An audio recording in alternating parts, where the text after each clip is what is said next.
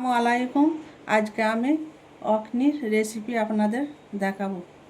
এখানে আমি 500 গ্রাম মটন নিয়ে নিয়েছি। এখানে জিরা রাইস চাল আমি 500 গ্রাম নিয়ে এখানে ধুয়ে রেখেছি, জিরা রাইস চাল।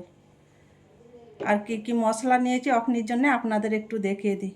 এখানে আছে 6টা গোটা এলাচ, দারচিনির টুকরো 2টো, 4টা স্টার ফুল, লবঙ্গ আছে 4টা, 3টে তেজপাতা, গোটা জিরে, আদা রসুন বাটা, হলুদ গুঁড়ো, লঙ্কা গুঁড়ো, ধনে গুঁড়ো, জিরে গুঁড়ো, নুন, গোলমরিচ গুঁটা, ধনে পাতা, পুদিনা পাতা, টমেটো, পেঁয়াজ, আলু, কাঁচা লঙ্কা, গোটা মুসুর ডাল, আর আছে মটরশুঁটি, টমেটো, তেল। এবার চলে এলাম আমি রান্নার কাছে। একটা পাত্র বসিয়ে দিয়েছি। এবার আমি পরিমাণ মতো তেল দিয়ে দিচ্ছি।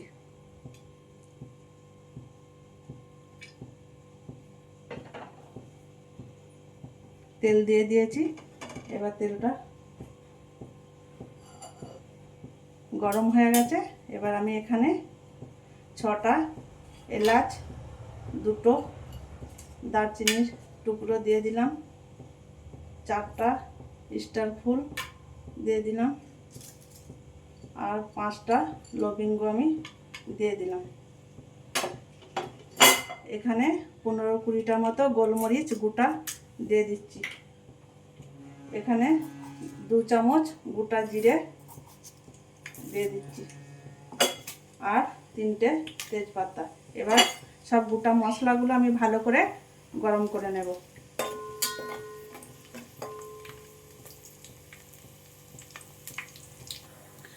মশলাগুলো আমার গোটা মশলাগুলো গরম হয়ে গেছে। এবার এখানে আমি 3টে ছোট পেঁয়াজ কেটে রেখেছিলাম, সেটা দিয়ে দিচ্ছি। যে পেঁয়াজগুলো আমি একটু ভালো করে 2-3 মিনিটের মতো ভাজা ভাজা করে নেব।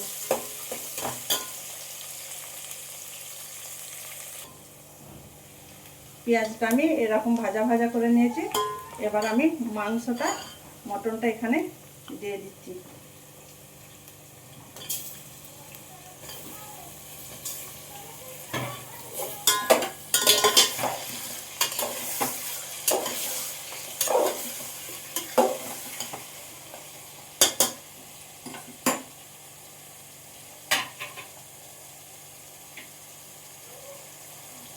এখানে আমি 2 চামচ নুন,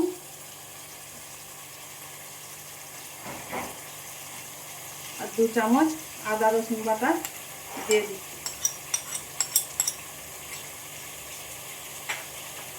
দিয়ে আবারও আমি 4-5 মিনিটের মতো ভালো করে মাংসটা আদা রসুনটা ভেজে নেব।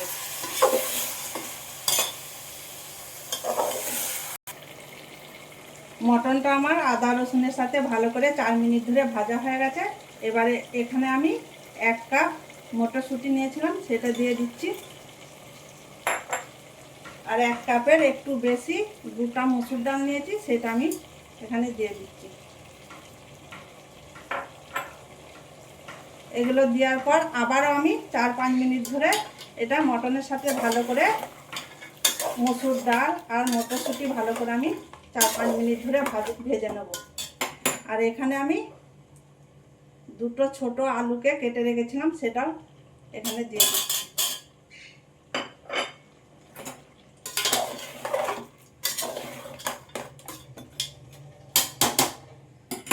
আবারও আমি এগুলো সব দিয়ে 4-5 মিনিট ধরে মটনের সাথে ভালো করে আলু, মসুর ডাল, মটরশুঁটি ভালো করে আমি 4-5 মিনিট ধরে ভেজে নেব।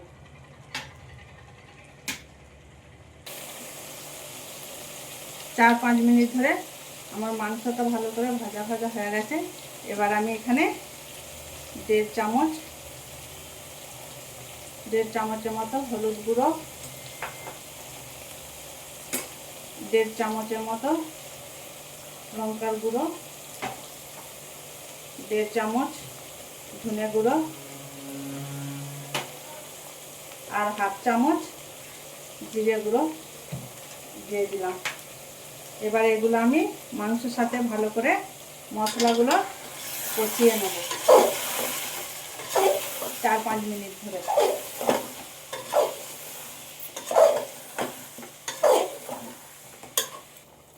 4-5 মিনিট ধরে আমার মশলাটা মটনের সাথে কষানো হয়ে গেছে।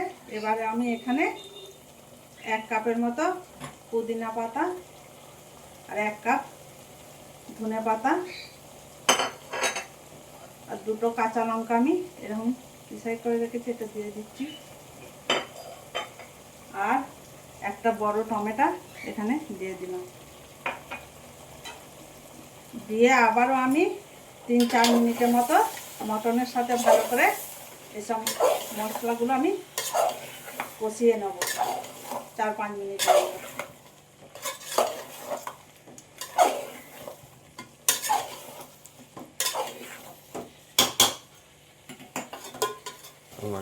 মটনটা আমার ভালো করে কষানো হয়ে গেছে। এবার আমি একটুখানি পানি দিয়ে এটাকে আমি আবারও ভালো করে কষিয়ে নেব মিডিয়াম আঁচে 10 মিনিটের মতো।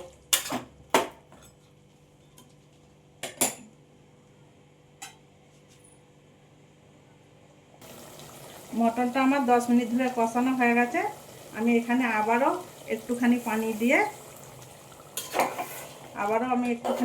দিয়ে মিডিয়াম আঁচে আমি মটনটাকে ঢেকে 10 মিনিটের মতো কষিয়ে নেব, কেননা মটন একটু শক্ত হয় তাই।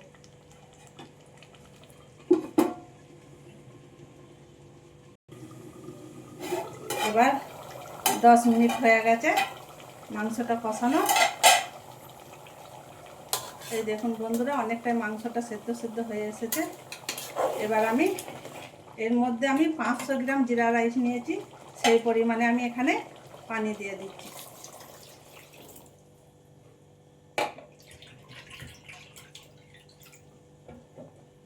দু গামলির মতো আমি এখানে পানি দিয়ে দিলাম।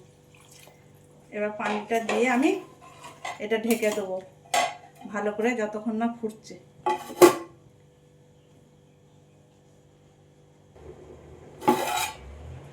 এবার গ্রেভিটা ফুটে গেছে। এবার আমি এখানে 500 গ্রাম জিরা রাইস নিয়েছিলাম, সেটা আমি এখানে দিয়ে দিচ্ছি। আপনারা যে চালের ভাত খান ওই চালেরও বানাতে পারেন।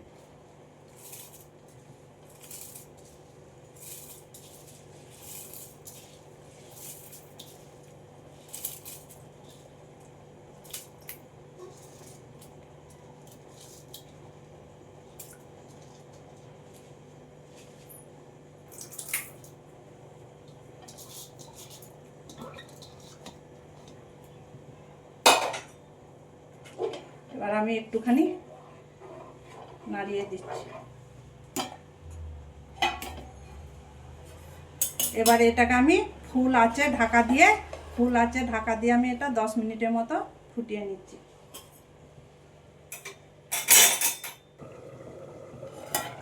এই দেখুন বন্ধুরা, পানিটা অনেকটা শুকিয়ে গেছে। এবার আমি এটা এখানে রেখে একটা পুরনো তাওয়া বসিয়ে দিলাম। তাওয়াটা দিয়ে আমি আবারও অগ্নিটা এর মধ্যে আমি ফুল আঁচে 10 মিনিট বানাবো।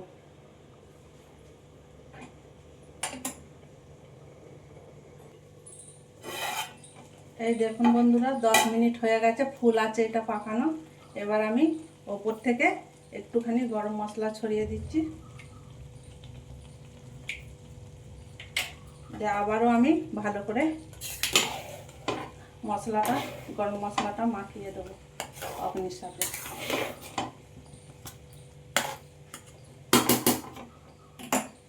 এবারে অগ্নিটাকে আমি ধিমা আঁচে 15 মিনিট হতে দেব ঢাকনাটা দিয়ে।